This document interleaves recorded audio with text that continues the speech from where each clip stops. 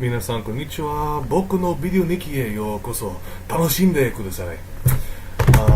Yeah, welcome to my video journal. This is 6 weeks in.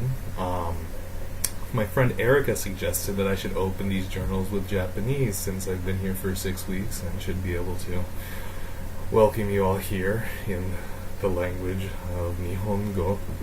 So, I'll be doing that from now on, I think. It's good practice for me at the very least. Y'all watching, if you're Japanese or a Japanese American and my pronunciation or grammar was atrocious, please let me know so I don't offend you in the future. Alright, don't really have too much to talk about. People who are, go to my Tumblr will know the tragic news that my camera is broken. See, it twitches.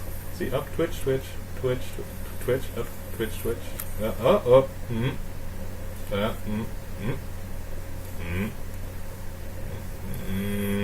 And it says, can you see that? There. It says lens error. I've, went through a bunch of online fix-it-yourself guides and none of them worked. Although, to be fair, going into it, they tell you there's less than a 30% chance that you'll be able to fix it on your own. So, no new photos, really, sorry. But, yeah, work's been fun, same old for whatever the past 6 weeks have been. I'm going to go answer some of you guys' questions now. This is going to be a pretty quick one today, I think.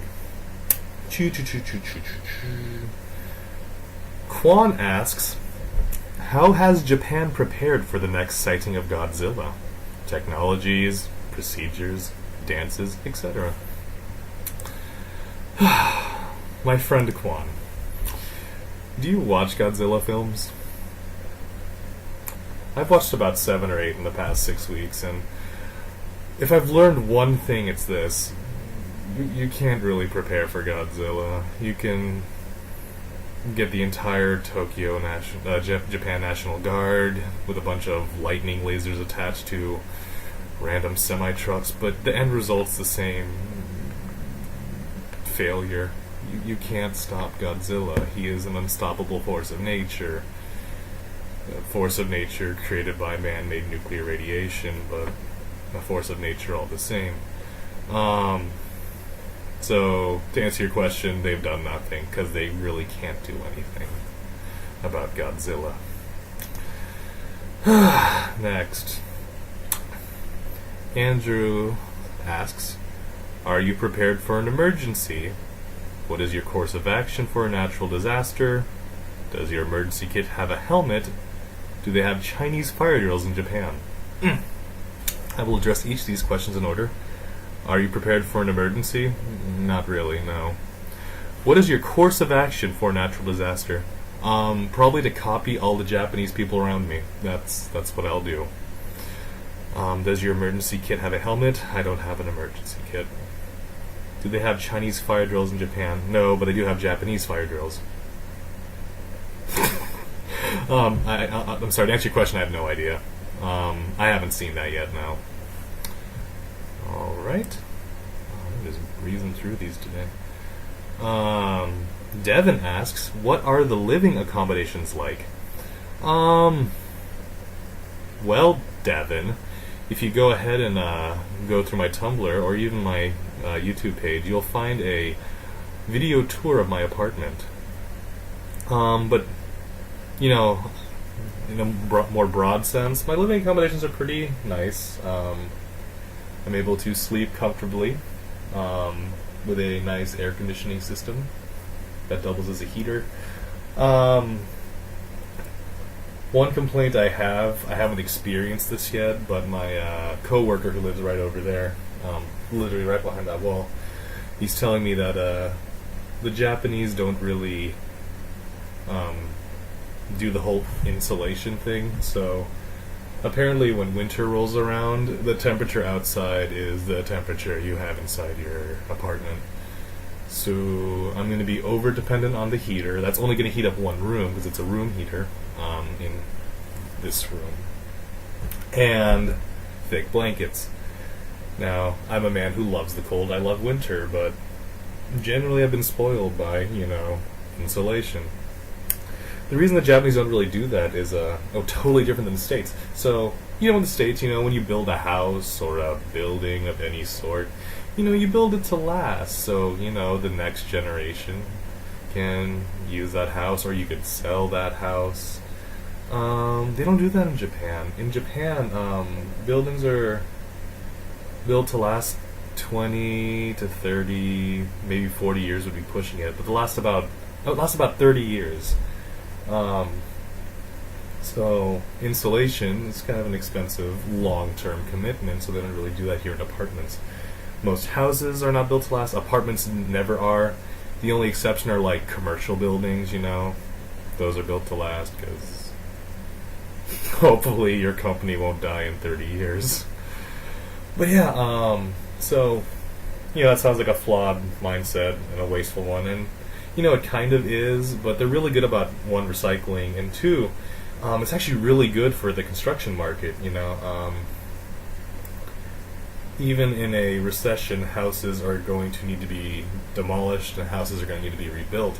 So people in the construction and demolition industries are never truly hurting because it's just kind of a constant state here in Japan. Buildings, houses, and apartment complexes are not built to last. Alright, and let's do one more question. Let's see. Jerry asks, where did your hair go? Okay, that's a fair question.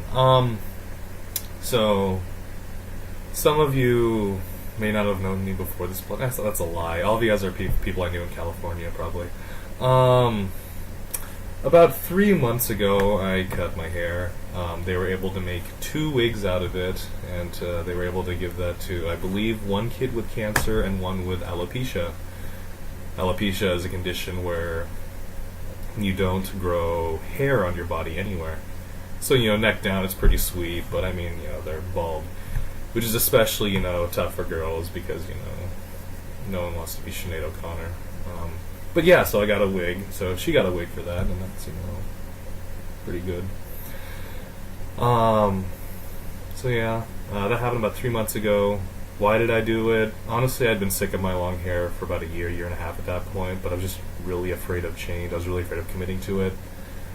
Just one day, I think it was June 15th, I just looked in the mirror and said, you know what, I'm done.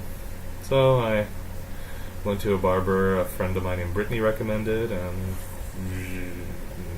this happened. So yeah, that's where my hair went.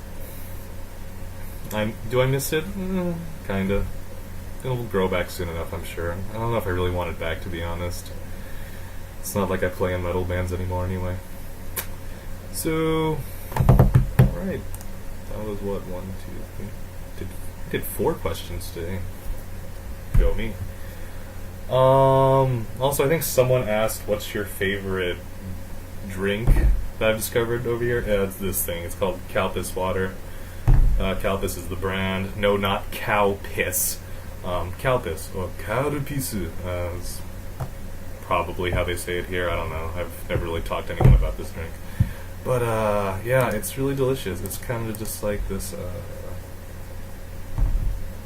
I was going to call it sugar water, but I mean, really, that's any soda. It's not carbonated. There's a carbonated version called Calpis soda.